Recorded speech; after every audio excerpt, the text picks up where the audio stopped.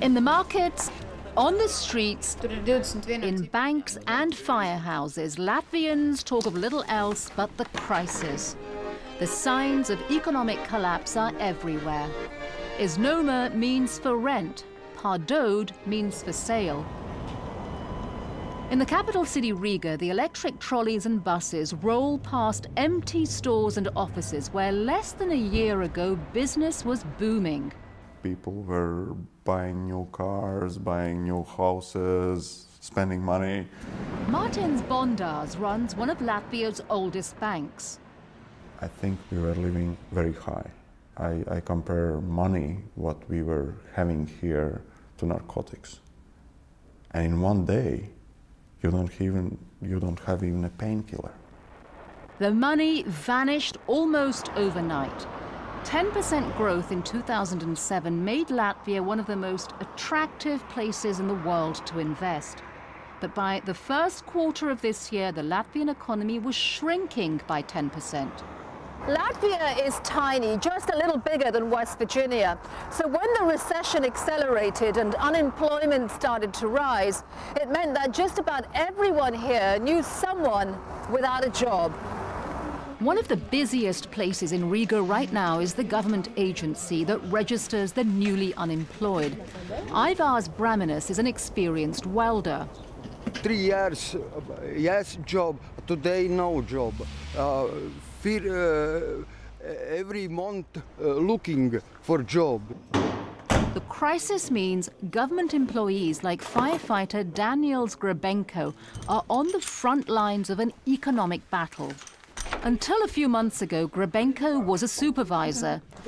First, government cutbacks sent him back to the line of duty. Then came a 30% pay cut. We were told that in order to save some money, people would be fired and others' salaries would be cut. That was in January. 2 months later, his wife Tatiana was told she was being laid off from her job at a local bank. With 2 kids, a mortgage and 2 car loans, Grabenko is worrying about his family's future. I have a reserve for a while. I can sell the car or the flat, and I have some savings as well. Can you tell me what you worry about most for your children? How will they continue their studies? And if I will be able to pay for university, it will be very difficult. As spring arrives, Latvians seem to be holding their breath, resigned to more bad news. It's getting worse. Some time ago, it was better. I have my pension, but those who are still working, they have no stability. They are not sure if they will have a job in the future. It's scary. In a country where everyone over 30 remembers how hard life was under Soviet occupation, there's a sense of disbelief that the boom times that came with independence could be at an end. It was like a miracle. It was even, don't believe that it could happen. Artis Lasmanis cries when he remembers Latvian protests against Soviet occupation.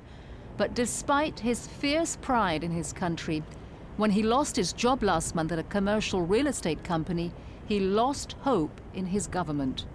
Even 2-3 years, maybe even last year, we still believe that we have one of the fast-growing economics, maybe even in Europe. But I think it was just a bubble. The boom times are over, but not everyone in Latvia has a gloomy outlook.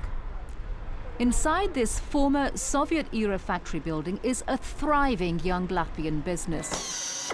Madara started up less than 2.5 years ago when Zana Rugina and 3 other young women decided to make environmentally friendly lotions. One of the very best products is a cleansing facial foam. The easy money the banks had been handing out was already drying up. But the collapsing credit market turned out to be a blessing in disguise. Forced to use their own money, this small company isn't burdened with huge loans. Today, when the banks are having problems and other companies are having problems with loans, we don't have that risk at all. Madara just hired a new employee and has plans for its first retail store. For Latvia, though, the crisis is still unfolding. I think we are at the beginning of crisis only. Both bankers and workers are facing a harsh new reality. 1 or 2 years ago, I even can't imagine that I could go for this unemployment agency and say I'm employed and please give me a compensation. But nowadays, let's say, it starts for me acceptable. The Freedom Monument in the center of Riga was a rallying point for the revolution that sent the Soviets packing. 18 years later, it remains to be seen what it will take for Latvia to make an economic turnaround. In Riga, Latvia, I'm Daljit Dhaliwal reporting for Worldfocus.